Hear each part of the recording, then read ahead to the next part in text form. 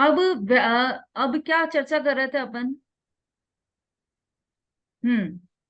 जो व्यवहार रत्नत्रय है वो भी क्या होता है कि उस जाति का ही होता है, उस उस कैटेगरी का ही होगा व्यवहार रत्नत्रय। जैसे चतुर्थ गुण स्थान व्यक्ति सम्यक दृष्टि जीव है, ठीक है। उसके एक चौकड़ी कषाय का अभाव हुआ है, और अंतरंग में उस अभाव के पूर्वक उतनी ही आत्मा की शुद्धि, आत्मा की रमणता हुई है, उतनी ही हुई है। अब उसके बाहर में जो व्यवहार रत्नत्रय चल रहा है साथ में, रत्नत्रय तो प्रकट हो गया उसका, तो जो व्यवहार रत्नत्रय साथ में चल रहा है, सहचारी है, उस व्यवहार रत्नत्रय में यह विकल्प नहीं आएगा कि मुझे महाव्रत ग्रहण करना है। यही विकल्प रहेगा कि मुझे अन्याय, अनीति और अभक्ष का त्यागी रहेगा वो। इतना ही विकल्प रहेगा उसके व्यवहार रत्नत्रय की भूमिका, भूमिका के अनुसार उसका कार्य होगा। यदि पंचम गुण स्थानवर्ती जीव है तो उसको ये विकल्प नहीं आएगा कि अरे मुझे अनुव्रत अभी ग्रहण नहीं करना, अभी तो मैं अनीति, अन्याय और अभक्ष का ही त्याग करूंगा बस। उसको सहज रूप से बाहर में भी, मतलब व्यवहार रत्नत्रय भी भूमिका के अनुसार उसका पुरुषार्थ उसमें भी जागृत होगा। छठे गुण स्थानवर्ती मुनिराज है तो वे ऐसा नहीं सोचेंगे कि चलो मेरी तीन चौकड़े कषाय का अभाव तो हो गया है, लेकिन जो व्यवहार रत्नत्रय है उसमें अभी मेरी महाव्रत ग्रहण करने की शक्ति नहीं, अभी मेरा सामर्थ्य नहीं है, अभी यहाँ पर इस देश और काल को देखते हुए मैं महाव्रत ग्रहण नहीं कर सकता, मैं तो अनुव्रत ही ग्रहण करूंगा। ऐसा कभी भी नहीं होगा। यदि वो छठवें सातवें गुण स्थानवर्ती मुनिराज है तो नियम से उसके व्यवहार रत्नत्रय की भूमिका में महाव्रत के परिणाम आएंगे ही आएंगे, महाव्रत को ग्रहण करने के परिणाम आएंगे, 28 मूल गुणों को पालन करने के परिणाम आएंगे। तो निश्चय रत्नत्रय का सहचारी व्यवहार रत्नत्रय है। तो निश्चय रत्नत्रय में भी पुरुषार्थ और व्यवहार रत्नत्रय में भी महापुरुषार्थवान होना पड़ता है, क्योंकि भूमिका के अनुसार वो महापुरुषार्थी होते हैं। अब वे दो प्रकार के रत्नत्रय को धारण करते हैं, वे मोक्ष प्राप्त करते हैं। जो ऐसे दो प्रकार के रत्नत्रय हुए ना, एक उपचार और एक अनुपचार, मतलब एक मुख्य और एक उपचार, दोनों प्रकार के मोक्ष मार्ग को प्राप्त करते हैं, मोक्ष को प्राप्त करते हैं और धारण करते हैं और करेंगे। वे मोक्ष प्राप्त करते हैं तथा प्राप्त करेंगे, मतलब अभी भी प्राप्त कर रहे हैं। अभी तो पंचम काल है ना, अभी तो कोई मोक्ष नहीं जा रहा होगा कि नहीं, अभी भी रत्नत्रय की आराधना करके 6 महीने और 8 समय में 608 जीव तो जा ही रहे हैं मोक्ष। तो मोक्ष का मार्ग बंद नहीं हुआ है। यहां से चाहे नहीं जाए पंचम काल में, इधर से भरत क्षेत्र से नहीं जाए, लेकिन अन्य क्षेत्रों से जा रहे हैं और हमें दिखाई नहीं दे रहे हैं अभी, लेकिन जा रहे हैं वो 608 जीव मोक्ष। तो अभी भी रत्नत्रय के आधार से मोक्ष प्राप्त कर रहे हैं और भविष्य में भी इस रत्नत्रय को धारण करके मोक्ष प्राप्त करेंगे। और उन जीवों का, मतलब उन सिद्ध आत्माओं का जो सिद्ध भगवान बन गए, उन सभी का सुकीर्ति रूपी जल, सुयश जल लिखा है ना, तो सुकीर्ति मतलब प्रशंसा, प्रभावना रूपी जल, सु मतलब कीर्ति फैल गई उनकी सब दूर, तो कीर्ति रूपी जल जगमल संसार रूपी मेल का नाश करता है और करेगा। सहज रूप से ही उनके सुकीर्ति रूपी जल के द्वारा संसार रूपी मेल का नाश हो जाएगा। इसका मतलब क्या हुआ कि जो इन सिद्ध भगवान को लक्ष्य में लेगा, इन सिद्ध भगवान को आदर्श बनाएगा, उनके बताए हुए मार्ग पर चलेगा, उन सभी संसारी जीवों का संसार रूपी मेल दूर हो जाएगा। संसार रूपी मेल अर्थात राग, द्वेष, विभाव रूप जो मेल है, अनादि से जो मेल चला आ रहा है, वो सब मेल दूर हो जाएगा उनके सुकीर्ति रूपी जल से। बोलो, सुने तो कैसा लगे कि कीर्ति उनकी फैल रही है, तो हमारा मेल कैसे दूर होगा? कि उनकी कीर्ति जो फैल रही है, इसका मतलब ये हुआ कि उनकी कीर्ति फैली तो उनको आदर्श बनाया जाएगा, उनके चरण चिन्हों पर चला जाएगा और उनके चरण चिन्हों पर चलकर उनके जैसा ही बनकर संसार रूपी मेल का नाश हो जाएगा। सिद्ध, जो वो सिद्ध चक्र मंडल विधान है ना, उसमें तो कितना ये शब्द आया है, प्रसिद्ध, विशुद्ध, सुसिद्ध, समूह, है ना। सबने किया होगा सिद्ध चक्र मंडल विधान। तो क्या है उसकी लाइन है अभी, कलंक रजोमल भूरि समीर, प्रसिद्ध विशुद्ध सुसिद्ध समूह। ऐसे सिद्ध भगवानों का समूह वो प्रसिद्ध हुआ है, विशुद्ध हुआ है और प्रसिद्ध हुआ है। सी बहुत सुंदर लाइनें हैं उसमें, सिद्ध चक्र मंडल विधान में। क्या हो गया?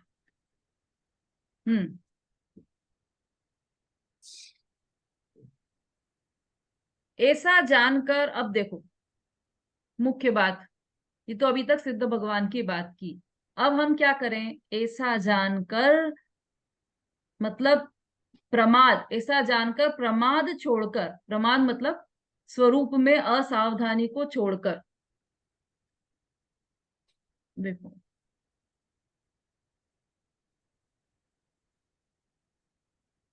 है ना, इसमें बीच में दिया है ना ब्रैकेट में, स्वरूप में, प्रमाद का अर्थ है स्वरूप में असावधानी। ये अर्थ कहां से निकाल लिया कि प्रमाद का अर्थ ही स्वरूप में असावधानी है।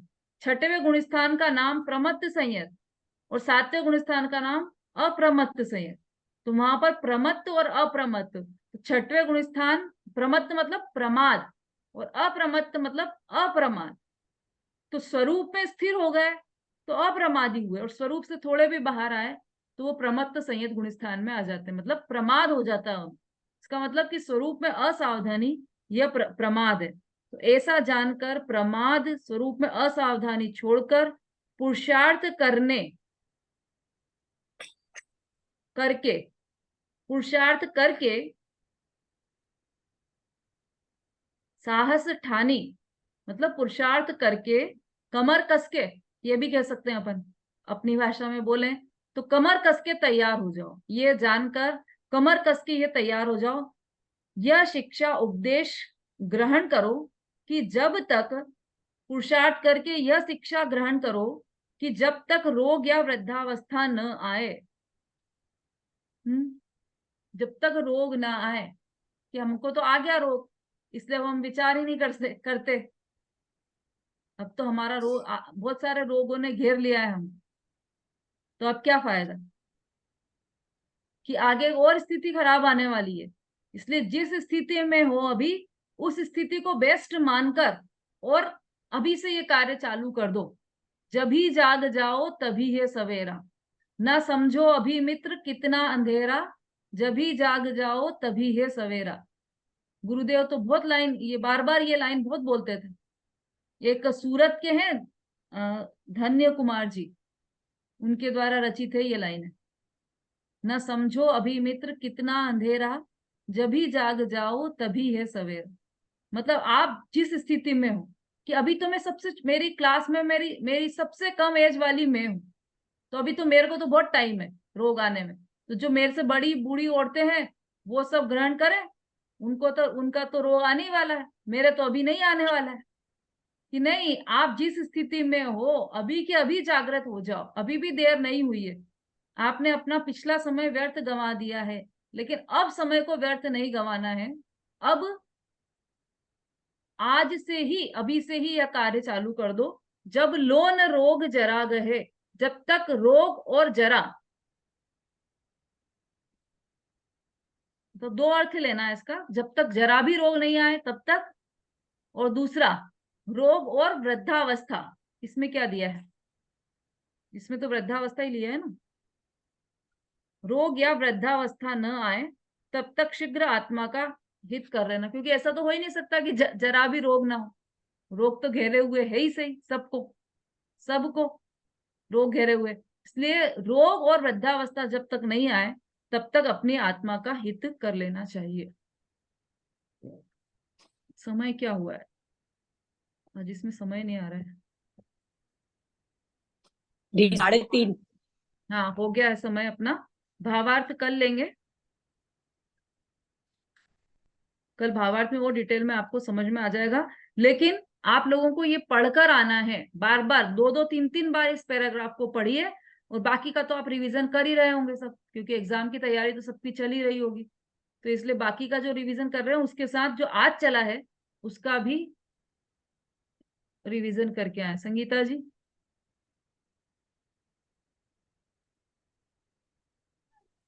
दीदी भजन बोलेंगे मम्मी, अच्छा, भजन के लिए बोल रही है। हाँ सरिता जी। दीदी अभी आपने जो बोला था ना कि पंचम काल में मोक्ष नहीं जाते हैं पर दूसरे क्षेत्र से जा रहे हैं, दूसरे क्षेत्र में विदेही क्षेत्र से बस जा रहे हैं ना। हाँ, ढाई द्वीप के बाहर से तो जाते नहीं है मोक्ष, ढाई द्वीप के जी। अंतर्गत ही मोक्ष जाएंगे। हाँ आरती जी। वो भजन भी बोल, चल वो बोल रही हाँ हाँ दीदी, मैं ये नहीं। पूछ रही थी कि जो स्वरूपाचरण चारित्र है, तो जैसे अपना चौथे गुण स्थान से शुरू होता है, तो वो जितनी देर आत्मा में लीनता होती उतने समय तक ही होता है ना? हाँ बहुत बढ़िया प्रश्न किया आपने, और इसका उत्तर थोड़ा सा विस्तार से देना पड़ेगा, इसलिए कल की पाठशाला में ये वाला उत्तर आपको मिल जाएगा। आप प्रश्न याद रखिएगा और कल वापस पूछिएगा, तो कल इसका उत्तर ले लेंगे अपन। क्या बोला शोभा था? जी। दीदी, दीदी हाँ आवाज आ बोलिए। रही है दीदी? आ रही आ रही। दीदी वो क्या है, जो मेरे को वो छठवें और सातवें गुण स्थान का आपने क्वेश्चन पूछा था कि दोनों की दशा एक जैसी कैसी होती है, वो मैंने नोट नहीं किया तो भूल गई हूँ। वो आप एक बार फिर से समझाइए, भले कल समझा दी। तो आप आपने क्वेश्चन। क्वेश्चन लिया था ना, छठवें गुण स्थान में एक सी दशा रहती है क्या, में मतलब दोनों का एक सा क्या मेल रहता है दोनों का? किस अपेक्षा से ये बात है, छठे और सातवें गुण स्थान में भेद तो बहुत है, क्योंकि वो तो शुभोपयोग में है और वो तो शुद्धोपयोग में है, तो हाँ अंतर वो तो तो है, बहुत है दोनों में, लेकिन समानता क्या है? समानता ये है कि दोनों में ही 3 चौकड़ी कषाय का अभाव होता बस एक ही समानता है दीदी, है। एक ही समानता है बस। एक ही समानता। तीन चौकड़ी का साइड का अभाव रहता है दोनों में। दोनों में। ठीक। और हाँ समता भाभी बोलिए। वो बोल रही ना भजन, तो उनको बोल रहे हैं। हाँ ठीक। हाँ बोलिए संगीता जी। एक ही श्रेय है, एक ही देह है, एक शुद्ध आत्मा ही उपादेय है। एक अच्छा ही भजन श्रेय है, एक ही देह है, है। एक शुद्ध आत्मा ही उपादेय है। है।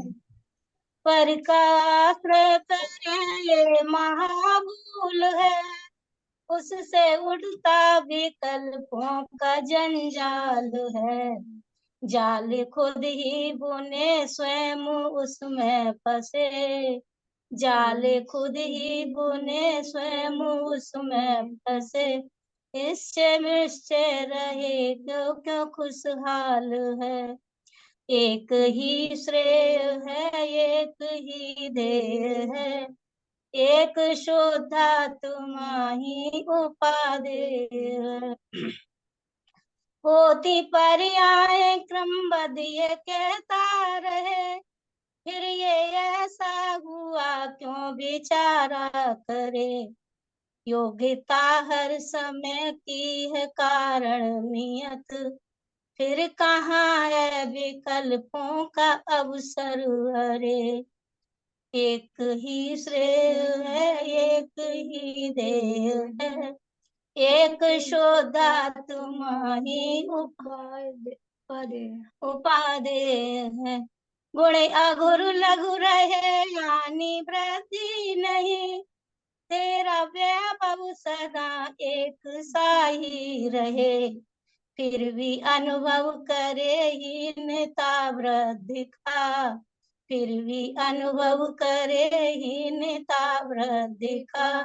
मूड कैसे विकल्पों का सागर तेरे, एक ही श्रेय है, एक ही देह है, एक शुद्धात्मा ही उपादेय। भव्य सौभाग्य से मुझको अवसर मिला, भव्य सौभाग्य से मुझको अवसर मिला।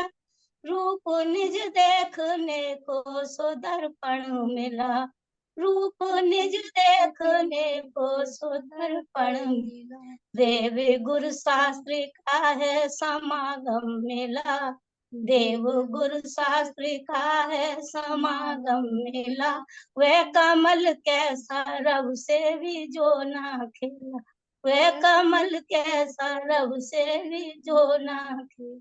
चित चमत्कार चेतन चिदानंदमय, चित चमत्कार चेतन चिदानंदमय, सिद्ध पद साधना का एक ही ध्येय है, एक ही श्रेय है, एक ही ध्येय है, एक शुद्ध तुम्हारी उपाधि।